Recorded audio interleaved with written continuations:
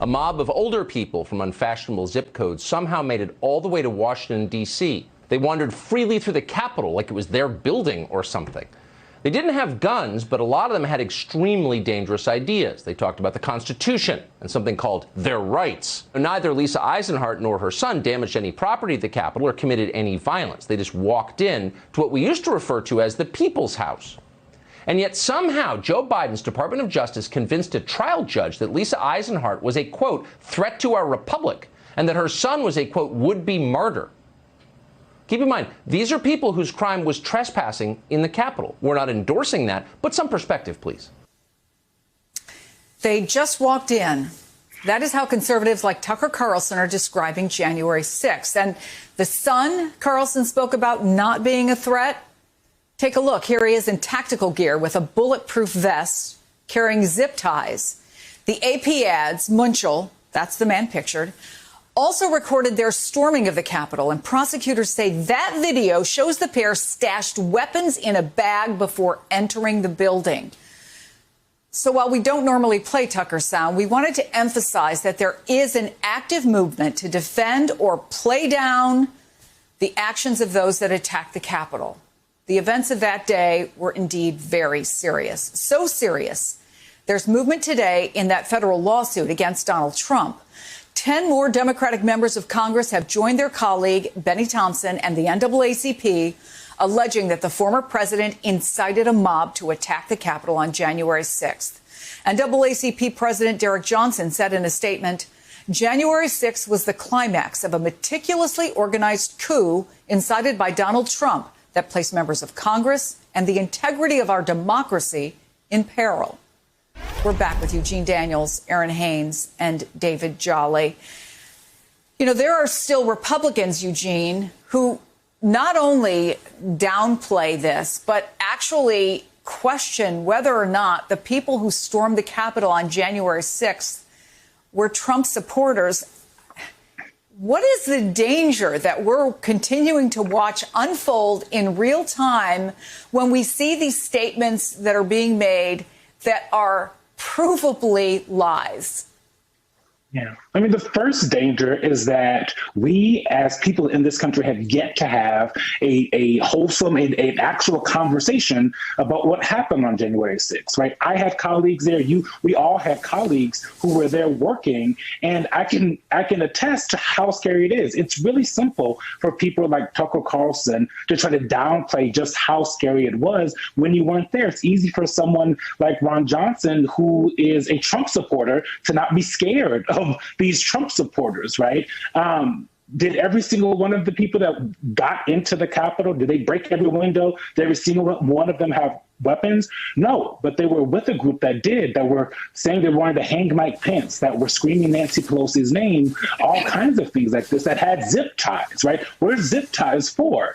And what we didn't hear over the summer from people like Tucker Carlson, he's asking basically for some nuance, some perspective. We didn't hear that thing at all over the summer when some people got violent during the anti-racism protests, right? What we've been seeing is kind of this whitewashing of exactly what happened on January 6th. And what happened was an insurrection. And this conversation, and that's why the bipartisan commission that was supposed to be bipartisan can no longer be bipartisan, because Republicans seem to have a hard time divorcing themselves from how they did their involvement, because for months they spread conspiracy theories about what happened with the election. Those same conspiracy theories were said by the people that we're looking at right now on television stormed the Capitol, right? And so it wasn't just about what was said on January 6th, but everything that came up to it.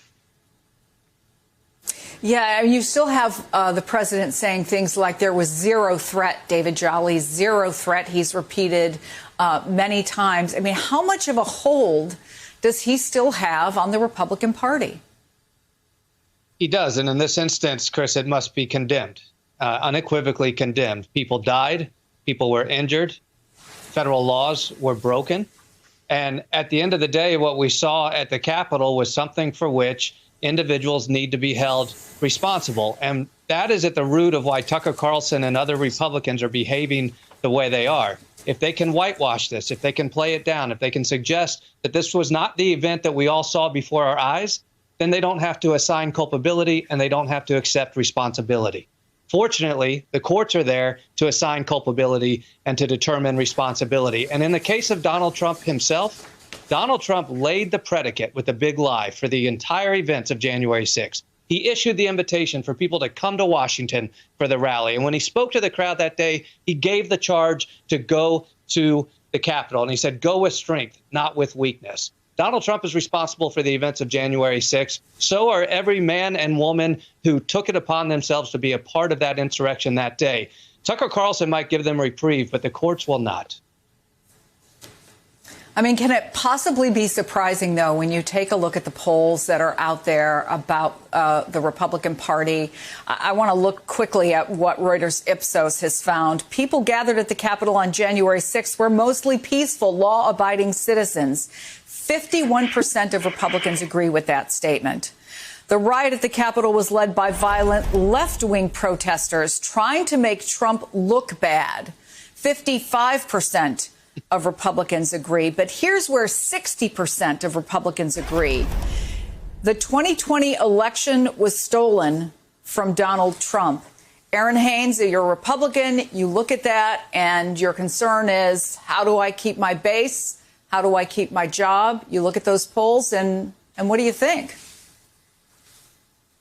Well, you think that the big lie is working, for a majority of Republicans, at least at this point, right? Like, the big lie that the election was stolen, that the election was rigged, that there were people, mostly black and brown, who shouldn't have voted in the election and were their votes not counted, that Donald Trump would still be the president right now, is working among a significant amount of Americans in this country. And so, to build on that big lie, you tell the big lie that the insurrection, which we know had racist roots, was in support of the big lie that attempted to negate, the votes of black and brown people as illegal, that insurrection was nothing more than a peaceful protest, of patriots who, were at the Capitol simply to make their voices heard. Anybody, with eyes that was watching that video or that has seen footage of that video knows that is not what happened on January 6th. But this is why, continuing to confront and condemn the big lie in public, for us as journalists to leave behind an honest and accurate record of who and where we are as a country and what actually happened on January 6th is very important, because we see that the counter narrative is very powerful and is resonating with a significant number of our fellow citizens. We only have 30 seconds left, Eugene, but to that point, how important are these two lawsuits, the one from the officers who are suing Trump over physical and emotional injuries, as well as the NAACP suit? Yeah, they're huge to this conversation that we're having, especially when Mitch McConnell himself said during the conviction trial in the Senate that people could sue Donald Trump, and that's exactly what we're seeing. And so I think we're going to continue to see these things. Obviously, we've seen names be added to the lawsuits, and I think that's going to continue. And when you're talking about, just like Aaron said, making sure that it's accurate about what happened on January 6th, this is a part of that as well. Hey, thanks for watching our YouTube channel. You should know that you can follow today's top stories and breaking news and catch up on your favorite MSNBC shows all in one place.